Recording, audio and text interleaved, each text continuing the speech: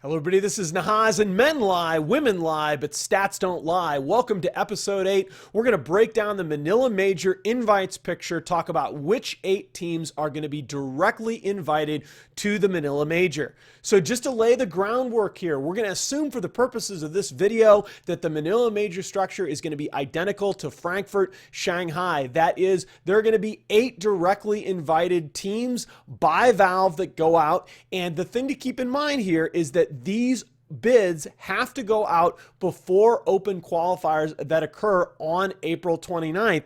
The other thing, as we've mentioned in previous videos, is that unlike in CSGO or StarCraft 2 and so on, there are no published set in stone criterion for major invites in Dota 2. What that means, unlike in CSGO, you don't have a situation where the top 8 teams at the previous major are automatically qualified, and unlike StarCraft 2, there's no kind of point system out there that's determining which of these teams are earning their way in. This is pretty much Valve coming out and saying, here are the 8 teams that you're going to see in Manila, and the remaining 8 teams in the field are defined by these regional qualifiers that are going to occur in the first week of May. So when you keep that in mind, there are 2 remaining LAN events this week and next week that are going to really determine which teams you see playing in Manila, or at least which teams you see in that direct invite field. This is not a slight to WePlay. This is not a slight to Epicenter. Both of those events are going to happen in May. They're going to be awesome. But the point is, because invites have to go out before the 29th, couple weeks to go only now, these are the 2 tournaments that are going to determine these teams' fate. Now, if you look at the 2 fields, we'll talk a little bit more in detail about the StarLadder Invitational later in this video. That's going to start this Thursday, run through this Sunday. The 2 tournaments here have completely disjoint fields. So you do have 16 teams that are going to have a chance to show what they can do on LAN. This is particularly important because in the past, precedent's been set that Valve weights LAN events very heavily, much more so than online matches, in determining major invites, and I think most of us feel that that's probably as it should be. That said, let's go ahead and go on and break down who I think are the favorites right now. So these are not going to be the top 8 teams that we're going to talk about here, are not going to be a surprise to anybody. I think, somewhat uncontroversially, if I can be so bold, that if invites went out today, it would be the top 8 teams from Shanghai that you'd see. The point is, though, we need to talk about what can happen in the next 2 weeks at these LANs. What are the other factors that are going to determine if someone stumbles, who's going to take their place? Start with the top 4 in Shanghai. I think these teams have basically locked up their bids. With Valve, of course, you talk about Secret and EG. Big story lately being that Arteezy and Universe leave EG for Secret. There's always the chance that IceFrog and the Dota 2 team decide to make some kind of a statement and to punish these roster changes. I think that's fairly unlikely. When you look at Secret's 5-man roster right now, all 5 players finished in 3rd place or higher at Shanghai and at Frankfurt. 4 out of the 5 Western players right now with 200 or more career LAN wins are playing on this Team Secret roster. This is very similar to what we saw last summer. This Secret roster is very much an all-star composition. I think they're a lock to get invited. Similarly, Liquid, they're going to return all 5 players from the team led by Kuroki that finished number 2 at the Shanghai Major. They have the highest overall win percentage of any team right now with 10 or more games in 6.86. They're number 3 in total wins. The only blemish really on this team's resume, as we talked about a couple videos ago, is that they'd only been 2-4 versus what I regarded as the top 6 teams coming into Shanghai. Well, with their performance in Shanghai, they've pretty much erased beyond a shadow of a doubt that they are capable of playing winning Dota against tier 1 teams anytime, anywhere. I think Liquid and Secret more or less locks come hell or high water. EG, I'm also going to call a lock, maybe, maybe only 95%, whereas Secret and Liquid would be 99%. I'm still comfortable putting them on this page, talking about them in that lock category. They're going to add AUI 2000 and Bulba to replace Arteezy and Universe. I think still when you look at this roster, in the past year plus, we've had 4 $3 million plus Dota 2 tournaments, unprecedented in esports. PPD, Fear, and Sumail have been top 3 in all 4 of those events. This team has been top 3 in 7 straight LAN events in which it's competed, going all the way back to TI5. I just don't see any reasonable set of criterion under which you would leave EG off the roster. The big question mark, of course, I think this has been getting a little bit too much attention on Reddit lately. A lot of people questioning the addition of Bulba. Bulba hasn't necessarily found the kind of consistent success in his career yet that the other members of this roster have had. He's only 79 and 25 would be really good. That's supposed to be 79 and 95 so far in his career in LAN matches. Still, I think when you look at how he interacts with this team, you look at the fact that he was the coach last year during their TI5 run. You look at the fact that he was playing outstanding individual Dota with Digital Chaos, in spite of the fact that that team never reached the kind of success that we may have expected. I think EG is also a lock. And MVP Phoenix, obviously, they were the Cinderellas, the darlings of the field in Shanghai, reaching that top 4 pinnacle that nobody before the event would have expected. I think most people had them rated as one of the bottom 4 teams in the field going into this event. And as luck would have it, not really luck at all, frankly, as far as I'm concerned, they come out afterward and they cement their status with that win at the Dota Pit Season 4 Finals. They beat OG, they beat Complexity, they swept EG 3-0 in the Grand Finals. Yes, that was before the roster change. No, I do not think that that mattered.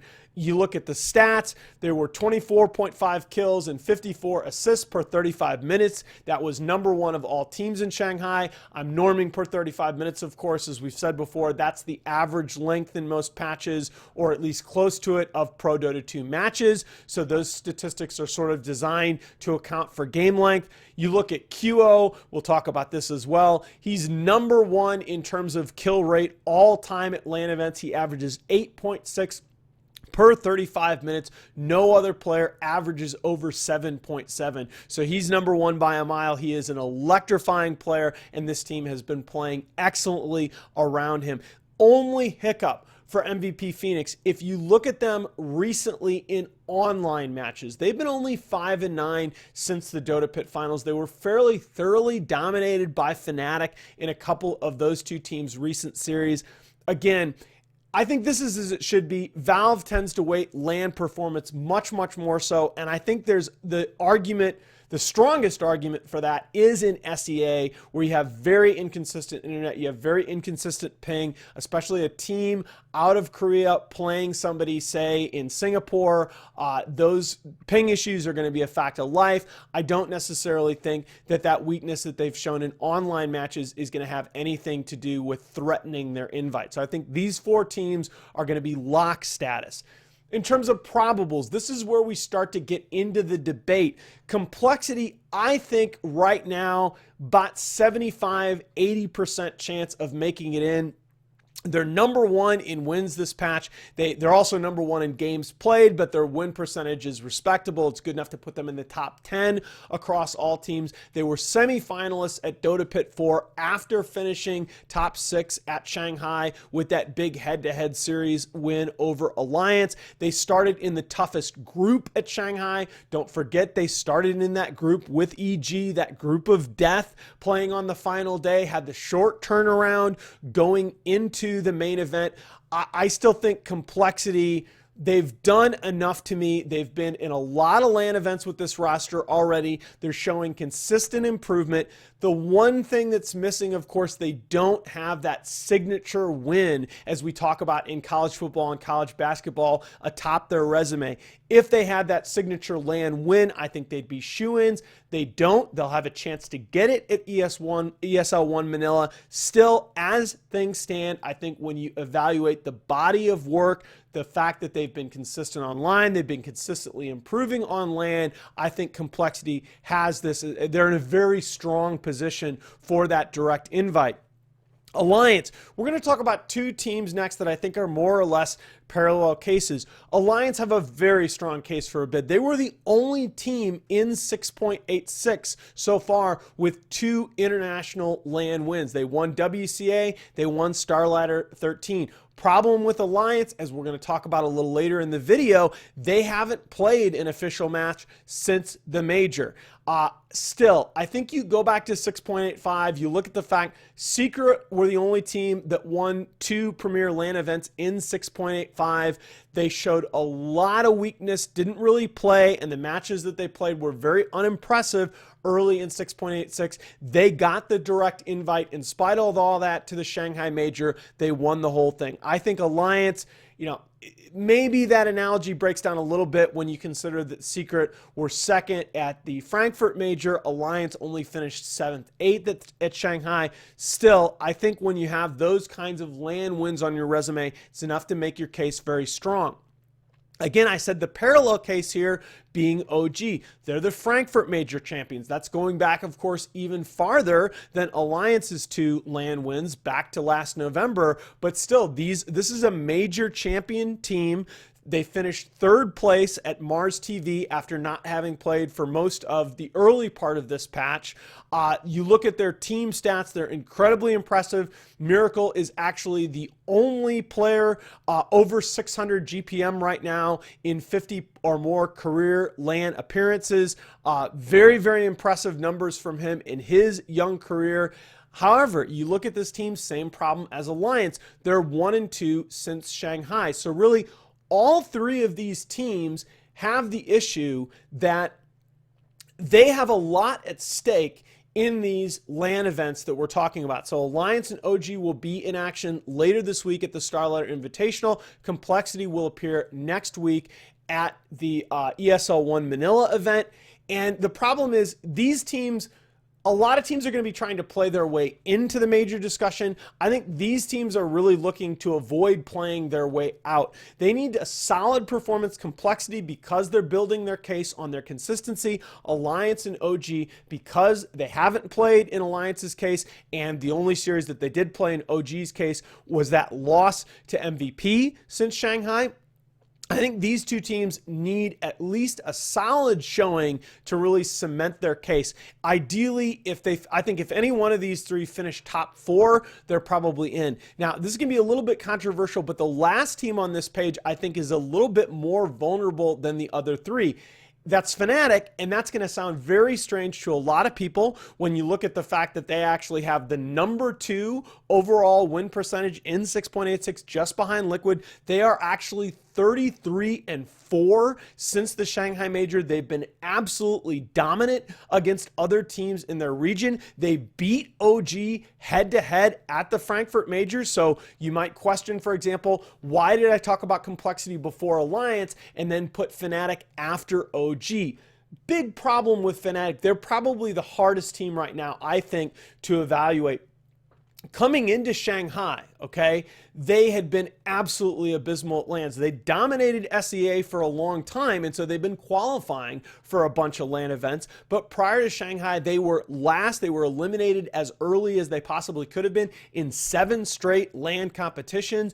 They right now have a lot of question marks surrounding their roster. They've done a lot of roster swapping, not necessarily making the headlines because they're not doing it right before the deadlines, but they're doing a lot of roster swapping and role swapping pretty much continuously over the last 6 months. You'll remember they had Ketchik Imba's mid, moved him to support, then dismissed him entirely. And right now they have a situation where Mushi's been having some problems apparently related to asthma. He's not been playing with the team for the last couple of weeks. It was recently announced that he'll not be playing with the team at ESL One Manila. This is a concern to me because when we talk about these LAN events and the potential for one of these teams to really excel, maybe even win the whole event, create this sort of Vega at ESL One New York situation, One of these four teams is going to have to be bumped, and as Valve, as the Dota 2 team, you're kind of looking for excuses. Which one of these four teams is the weakest? I think that roster instability, as unfair as some of you may argue as this is, that roster vulnerability, that roster situation makes Fnatic just a little bit more vulnerable right now than the other three teams on this page, despite their overall resume being really strong. So I think that's the situation. Now let's talk about some of the teams that have a chance, I think, to upset this picture and deny one of these top 8 teams at Shanghai the direct invite to Manila. I think eHome is the big contender that I look at. Obviously, they were top 4 at Frankfurt. They won what at the time was, I think, the most competitive in terms of being a stacked field LAN in 6.86 prior to Shanghai. They won the Mars TV finals with victories over OG and then EG pretty convincingly. They're going to return 3 players, adding Ice, and Fenrir. So while they certainly have been affected from this just mass roster hysteria that we've seen in China, the 2 players that they're adding were arguably a part of one of the stronger teams so far in this patch, a team that everybody expected to do well in Shanghai. They recently have shown that they can beat quality teams in their region. They back-to-back best of 3s over CDEC, Vici Reborn, and LGD. Again, though, we're going to talk about some of the Chinese region taking shape. And as we do that, kind of parallel cases right now in China and in the CIS scene as we see this kind of these roster changes unfold in actual game results. You think you know what's going on, and then all of a sudden disaster happens. Well, eHome, I thought, was poised to kind of cement their position at the top of China, become that one team that had the best chance of taking a direct invite slot, and then they go ahead and they lose an 0-3, pretty lopsided in a couple cases, 0-3 series to newbie. So eHome, we don't really know what's going on with them. I still think on paper, they have the best shot at coming into ESL One Manila, staging this kind of rampaging through the field, maybe even winning the event. And I think they and LGD is the other team. The thing that I think separates eHome and LGD from the rest of the teams in the discussion and the rest of the teams in these fields, the teams that we'll talk about next as being sort of your challengers, those are teams that I think more or less need to win one of the 2 LAN events in order to really seriously be talked about for a direct invite case. I think eHome and LGD, if they go ahead and make the grand finals, maybe even the semifinals with some impressive victories along the way, they at least will earn themselves a place in the discussion. And I think, frankly, if either of these two teams can win, eHome next week at ESL One, LGD this week at StarLadder, I think they're going to take one of those previous 4 teams' spot in Manila, probably right now being Fnatic, okay? The sort of wild card teams, all right? Remember, always remember Vega at ESL One New York. I think any of these 6 teams here, maybe even any of the other teams in the field, could claim a direct invite potentially by winning, but they have to win one of these 2 events outright. I think Na'Vi showed a lot of momentum and a lot of improvement in their best of 3 win over Secret and in a very hard-fought 2-1 loss against EG on LAN at Dota Pit Season 4. They're one of the teams I think is trying to break out. They have that potential in terms of being good with heroes that are sort of rising right now in the meta. Again, though, they've had some puzzling results recently. I like the fact that they had a really bad online 0-2 loss against Virtus Pro Polarity a little while ago, a few days ago, and they came back a couple of days later and took care of that same team convincingly, 2-0'd them. So I think Na'Vi, they look a little bit more like a coordinated team than they have in the last year or so. I think they're a team on the rise. Again, though, I think they need to win outright this week at StarLadder to really be a factor in this direct invite discussion. Wings is a team that a lot of people aren't talking about. They're 8-4 since Shanghai. Again, these are all online matches, but they do have wins over Newbie, Vici Gaming Reborn, and the main Vici Gaming squad. I think they are a team that surprises a lot of people that aren't necessarily ready for them with their play style. Again, though, you talk about them and you talk about the other teams on this slide, Mineski, Empire, and Vega, all teams that you've heard of. Vegas Squadron has 4 out of the 5 players that won at ESL One New York. I'm not going to rule them out. At the same time, though, it's been more a case, like we talked about with some of these Chinese teams, that one team looks like they have momentum and all of a sudden they drop a really bad series, suffer a couple of lopsided losses, etc. So it's very, very hard for me to pick which one of these teams is going to be the big contender. I think if I had to pick one, it might well be Na'Vi, but really, really tough to say. So with that said, let me pause for a second.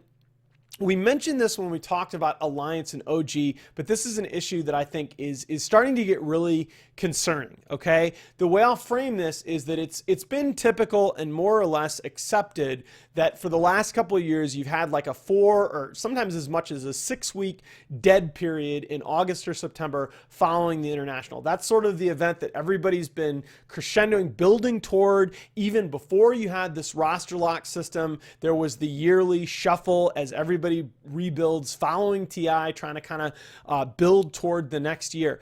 The problem that I'm seeing is I think the Dota 2 scene, it's never ideal, but I think the Dota 2 scene can survive 1 dead period per year. I don't think they can survive 4. And that's what I'm worried that we're starting to see after these majors. Of the top 8 finishers at the Shanghai Major, it's been just over a month since that major. 4 of those top 8 teams, Secret, Liquid Alliance, and OG, have played 3 official matches or fewer. That's not 3 LAN matches. That's 3 official matches, ticketed matches that we have records for in the data, or fewer. And you contrast that to another esport that a lot of people saying is on the rise lately. You look at the weekend before last, there was this just amazing MLG CSGO major held in Columbus. I have never played CSGO in my life, and I was still glued to my monitor watching that event. Okay, but the thing that I look at is that after that event, 5 of the top 8 finishers at that event were in action in online matches in the following week. 5 of those teams have already played matches since the major. And that's my concern, that majors are a real opportunity for us to pull in people outside of the normal Dota 2 viewing audience. People hear about those $3 million and with TI, $15 million prize pools. They tune in, they see the big hoopla on Twitch and other streaming platforms. They say, hey, boy, this Team Secret squad, they won the major. Maybe I'm going to be a fan of theirs. They look really cool. Well, where's the opportunity to watch that team in the coming weeks? New fans really need the opportunity to connect with these teams at the top of the sport that they're going to root for. I'm not denigrating tier 2 teams, and I do sort of agree with this argument that some people make that, well, maybe it's even better to have, tier 2 teams have more of an opportunity to step into the spotlight following the majors. But I think you have to be really careful with that. We're not going to be able to grow Dota 2 if we're not having top teams in action consistently. Okay, that's the big concern that I have. So, and the other thing is that I think plays into that, right? The Pro Dota 2 scene right now is just incredibly unfriendly for third-party tournament organizers. And it's not, people focus a lot on the prize pools, okay, when they talk about this. And sure, okay, that makes a very, very big difference that holding a $250,000 tournament in Dota 2 is viewed by the community as, well, okay, that's fine, but majors are 3 million, TI is over 10 million, so big deal. Whereas the fact that you now have $1 million majors in CSGO was viewed as just this huge thing by the community. All right, so that's the one thing. I actually think, though, as or even more problematic is the fact that because of the major system, most of the top teams just won't attend non-major events, or at least that's the perception right now, that most top teams won't even attend non-major events without direct invites. Your EG, your Secret right now, you're saying, we don't need to play in these online qualifiers. Forget that. We're not going to give away our strats. But that's a big problem, okay? Because when you look at the economics of the problem, tournament organizers, need Twitch viewership outside of their LAN finals to be able to make money on these events. We need to pay attention to the fact that online viewership outside of LAN events is really, really drying up. I'm very concerned about that. That's a huge problem for the viability of things going forward. So the question is, what are we going to do about this? I actually think, as I've argued in previous videos, nothing new here, that the first thing you need is clear major invite guidelines. You need dates announced further in advance so you don't have events like We Play that all of a sudden fall into the situation where their LAN finals start basically the day of open qualifiers, so they're missing being able to impact the direct invite picture by just a couple of hours, really, and that's a huge shame to me. I do think we at least need to talk about a more structured invite process. You know, I think my prediction is that any kind of a points system would be probably very unpopular with most players. I think even a lot of players would oppose any kind of automatic invite structure, although I think that many of them would be more open to that. But I really do think, in the interest of the growth of the sport overall, okay, I really do think that we need to talk about not just having clearer guidelines, but we need to talk about, at least discuss, a more structured invite process overall. And I do think, as I've said in a previous video, that we really need to talk about reforming this roster lock system, because I think the roster locks are a big part of these dead periods that we're now seeing after every major. They're a big problem that's starting to be faced by event organizers. ESL One Manila took a lot of flack over whether or not Empire should still keep that direct invite that they earned by playing in online qualifier matches after their big roster shuffle. I think ESL One, by the way, made absolutely the right call in extending Empire that invite even with the changed roster. But still, all of these things create huge problems, huge headaches for third-party tournament organizers. And there are just a lot of brands right now that are looking at, okay, we want to get into esports. A lot of investment dollars flowing in, as we've talked about in some of my previous videos. We want Dota 2 to look favorable in terms of an investment opportunity relative to other esports. That's what I'm really concerned about. Okay, that said, let's have a little fun at the end here. Talk about what I think is just going to be an amazing event. You have it later this week at the StarLadder I-League Invitational. You have one team in MVP Phoenix that I think has pretty much locked up its position. I really do think that there are at least two other bids that are going to be up for grabs at this event. I think you talk about Alliance and OG. Either of them with an unusually weak performance at this event could find themselves in jeopardy in terms of their automatic invite. And I think any one of the 5 other teams could potentially make a huge run, maybe even win the event outright, okay, and play themselves directly into the center of that picture. So I think you're going to have a huge number of things potentially happen that are going to affect which teams are going to be playing at the major. You're going to see the LAN debut, talking about storylines of LGD Gaming's new roster, the return of Xiaowei on LAN, and yeah, they've lost 4 straight online matches. They're only 4-9 with this new roster online. This is Xiaowei. This is a LAN event. Totally different picture. You've got Navi, VP, and Vega looking to prove that they're back on their home turf. One of the things, unfortunately, because of Vici Gaming's main squad's roster issue, they announced Sylar at their carry position kind of at the last minute. They ended up, due to those roster issues and visa problems, they're not going to be attending this event. Virtus Pro was plugged in their place. But again, this is a Virtus Pro team that were in the top half of the field at Frankfurt, that did play in Shanghai. This is a team. It's a little bit odd. They've moved FNG to the offlane position. They're going to lose DK Phobos and Lil to VP Polarity. Again, though, this is a squad with a ton of LAN experience. They have a player in G who is arguably, along with QO, the 2 most explosive players in the game right now. Expect fireworks. I think Alliance and OG, as I said before, they have a lot of questions to answer. MVP is the one team that I think is solidly in, but we're going to still find out whether they can continue that run. A lot of people looking at this team have said, well, they're going to get figured out. Well, when Western teams start preparing for them. Well, when people have a chance to watch their replays. Well, when's that going to happen? Because it certainly didn't. It maybe eventually happened. People arguing that EG figured them out at Shanghai in the same way that EG figured out CDEC at TI5, but it certainly didn't happen at Dota Pit.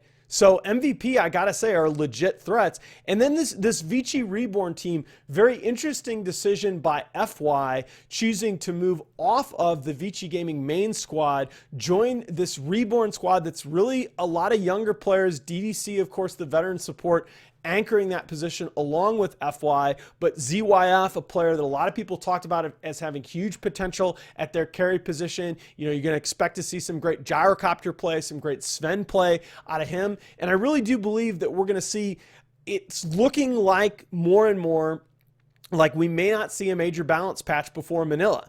And so I think we got to focus on what's happening with the metagame right now and which heroes are coming to the fore. Obviously, Invoker, Chen, Earth Spirit, Enchantress, OD, those are all going to play a big factor. They're all going to be, well, a lot banned, but you're going to see them picked, of course. But I really do think the 4 heroes I show on this slide have had a huge impact in the metagame recently. You're going to see a lot of teams make use of these. Batrider, of course, S4, known for it. OG had been picking this hero a lot at Shanghai in the group phases. Navi's been running general on an offlane Batrider very, very well. LGD's actually been running a mid Batrider in a couple matches recently. I think you're going to see that hero a lot. Beastmaster, ton of Beastmaster picks recently. Really a very effective hero at either the 3 or even the 4 position potentially in this meta.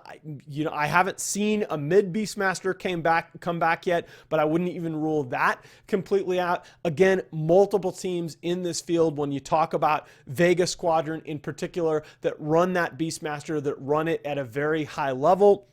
Bounty Hunter, obviously Febby, even FY at times in the past, but also, of course, especially Seneko, famous for their bounty hunter play, really very, very good at disrupting the mid lane with this hero. When you talk about Invoker, when you talk about OD, Bounty Hunter can really disrupt those heroes in the early game. They're a great part of early rotations that are going to control the rate at which those big mid heroes can grow. Even Batrider, I think part of the reason that Batrider has come to the fore a little bit recently, he can, in some situations, he can lane against an OD mid. All right, he can, rotating from the off lane, be a part of controlling that mid lane. All right, with some of those early rotations, even. So I think those 2 heroes have that in common. And Witch Doctor, obviously Dubu from MVP Phoenix has done a great job captaining this team. We all questioned who was going to step into the void with March gone, who was going to fulfill that leadership role. He's done a great job. His assist numbers are amazing. Witch Doctor probably his best hero. So, shout out to Nuts with the sunglasses at TI5. You got a new next generation of players stepping in to fill that void. A couple of these other teams, Alliance has obviously run Witch Doctor in the past at a very high level. OG, not so much. Art Style plays a decent Witch Doctor as well. So I think you're going to see this player play a key role as well. He's very good. If Bounty Hunter and Batrider are part of the answer to Invoker and OD, I think Witch Doctor is part of the answer to Chen and Enchantress in terms of both taking advantage with the cask of their creep armies and in terms of either able to push into them early on or give their team the sustain to answer some of those pushes early that are coming out of the new generation of junglers. Probably add Enigma to that list potentially as well. So I think this is going to be an amazing event. I think I can announce this. The flight details are almost finalized. So I have agreed to fill in. I'm going to be at this event myself, so I'm not going to spoil too much about the stats, but I think this is going to be absolutely amazing. I hope you guys will tune in. The Twitch stream is linked here at the top of this slide. Hope to see you guys there, and we will be back next week previewing ESL One Manila. Guys, this is Nahaz, and I will talk to you soon.